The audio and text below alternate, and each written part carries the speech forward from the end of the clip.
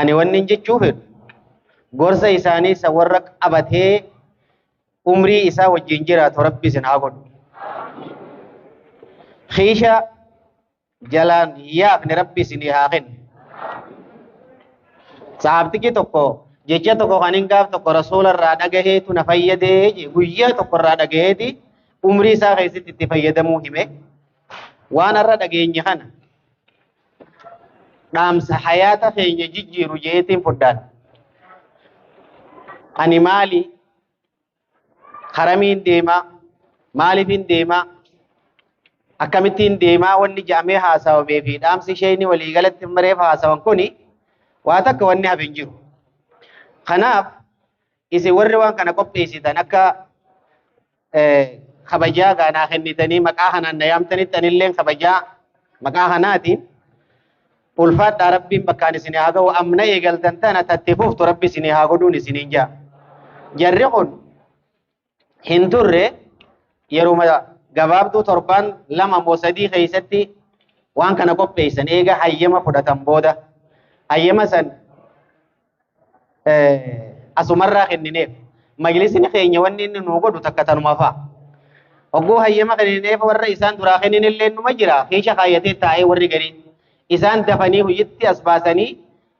aduu agarsiisanii qilleensa duniyaa agarsiisanii isin kanaa wajjin illee wal nu barsiisanii haa galatooman. Badhaasoo fi eenyu Hamzaadha eenyu Ayyuub haa galatoomtu ijoolleen tun Aadam faan akka kana maqaa hamaaree kun tana dirree dhawaa qofarraa himan san shawwiiree fi shayinni gar tokkoon abaarsallee itti kenne san gaqqabannee abaaruma jirra jara san nuti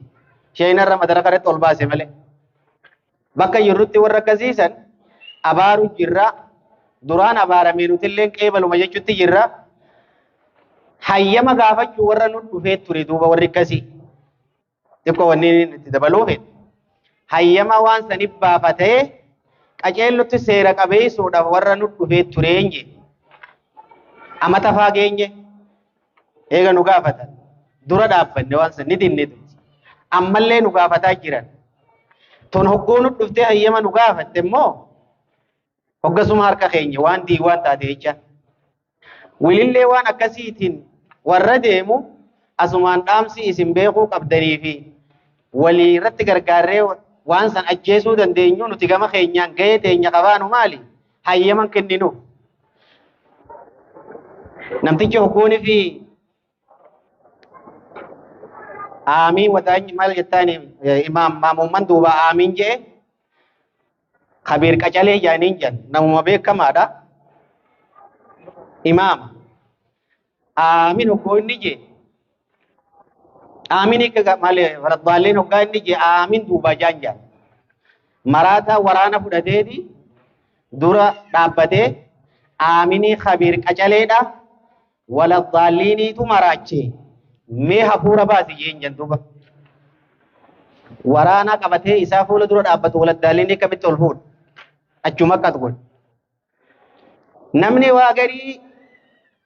eegee itti baasee baallii filachiise isinuma kana isinumaa hunda harka dhawee hayyuu keenya jettaniini beekaa keenya jettaniini maqaan qabne itti geessanii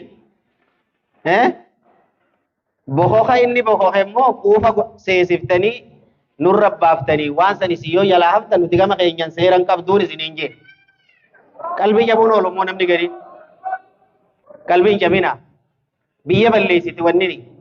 safuu balleessaa deemti waan safuu balleessaa irra wal gargaarree balleessuu qabnaa. Kanaaf wadaaja tole abbaan caaha ta'aa jedhanii alhamdulillahi rabbil aalamiin hedduun gammadee gammachuu guddoon na dhagahamee gammachuu tana ibsuudha kiyya wanni jiru abbaa manaati akka isheen reefun tana jiru sanii galatooma itti fufa nuu jiraadha ija hamtuu rabbi isinirraa haa qabu budaa rabbi isinirraa haa qabu